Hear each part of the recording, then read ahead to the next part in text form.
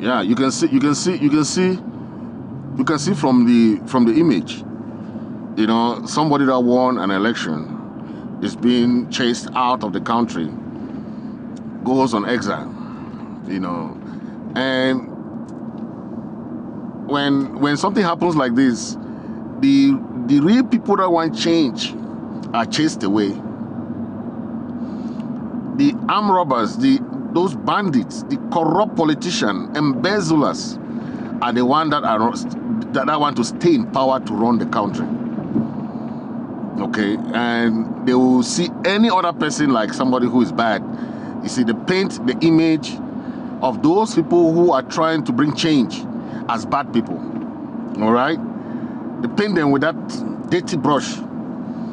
But history, various things have shown us that you cannot change the mindset of revolutionaries. Okay, Chiroma has changed from politician to revolutionaries, and somebody like that is hard for you to just frighten or chase and think that he will stop his activism. Activists are people who have a cause, just like revolutionaries. Okay, Martin Luther King, all these guys, they went on exile. So you thought that they were in. You thought that Nelson Mandela was in South Africa? No, Nelson Mandela he was chased out of South Africa, but he went there and continued his activism. So don't be fooled that when something happened like this, when the Southern Cameroon Ambazonian struggle started, wasn't the teachers and lawyers that started it there in Cameroon or in Southern Cameroon, right? But what happened? The tendency of the government not to negotiate and see everybody else as people who don't have ideas or they cannot discuss or negotiate with.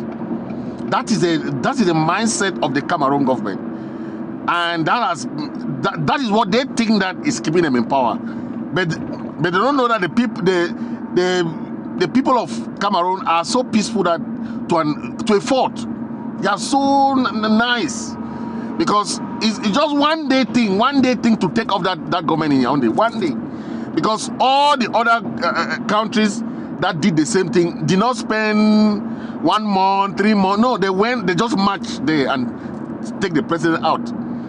But the Cameroon people, I don't know what is wrong with them. I don't know, but the Amazonian people already understood that government long ago. Okay, but look at what is happening now. Chiroma has not backed down. You understand? Chiroma is just strategizing, because the Gambia had similar situation, and the advisor, the Gambian president, would tell Chiroma is what he did, and the number one thing he did was to swear in. He swore in while in exile in Senegal, and that was the solution, because the government of Yaya Jammeh did not want to leave. You understand? So exile, being on exile, people will say, Issa Chiroma is done with this struggle, is done. No, exile is the best way to strategize when you are for revolutionaries. They have ever used their exile status to plan, to strategize, to see what they can do to manage the struggle. Since the Amazonian leaders left Cameroon and they went, some of them were arrested in Nigeria. What happened? The struggle continues, right? The struggle continued. The Cameroon government thought that arresting leaders will stop struggle, but history have proven that every leader has an assistant. Every government has a backup to replace them. So you cannot arrest 1,000 activists and think that you are going to stop a struggle. Okay, it's a kind of, it's a revolution, it's a mindset. Okay, this is not about election no more. Forget about election, you understand? If it's about election, then Pobia will always win all the time, as he has done. This is not about election no more. It's not about who, this is about the will of the people to maintain their ballot and their votes. But if they cannot do that, why do you go? Because the number one reason that the people of Southern Cameroon refuse to go for election is because of the outcome. Number one. Number two is a defiance to the Cameroon government about their ineligibility to go for negotiation with the people of Southern Cameroon and Bazonia. Okay? So now, why do you go to vote? Why is the government spending billions and billions and billions of your money to conduct an election that will be rigged at the end of the day? Tell me. So your vote don't count. The time, everything that you spend to cast your vote that day, some people spend the whole day trying to cast their vote. All that is useless if you don't stand for it as a people. If you people saw the people of Southern Cameroon, you know that the people of Southern Cameroon are still standing tall today because of defiance. Because when you people say election, you just go for election. You don't even understand how do you have an election. The Constitutional Council is Pobia's brother or cousin, whatever. The Elekam President Atangana is still Pobia's family member. So Pobia appoint everybody that you believe that they will give election, somebody will win the election.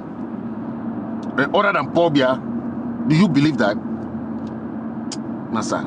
I mean, you people should think twice, because if you think that election is what is going to remove Pobia there, then wait another 7 years and see if Pobia will not win. Just wait 7 years. Pobia is still strong, eh? He will make it the way that if he wins now like this, if Pobia pass away, who takes over power? They were trying to create the position of a vice president to hand it to Chiroma and so on and so forth and so forth and so forth. But at the end of the day, where is the position of the people of Southern Cameroon? Because we are a people who are clamoring for that kind of governance that give access to everybody. But the government of Cameroon did not even want to listen. So what happened? The war erupted, right? The war erupted. Until today, they are trying to say, oh, they want to come and negotiate.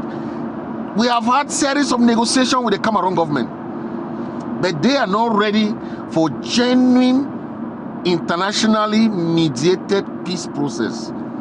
Why? Because we know we don't trust the Cameroon government. You see Chiroma, they can call Chiroma that come and take this position only to arrest him. The following day, you hear that Chiroma is in Kundingi. So if Chiroma want to go to any negotiation, he should listen to me. I'm telling you, do as you have started now. Gambia and Nigeria be the mediators so that anything is internationally mediated. There, you can trust Cameroon. Cameroon cannot do anything. But if you go and sit with them in Yaoundé there, say you want to go and negotiate, you are running the risk of joining the other ministers that are already in Kondengi.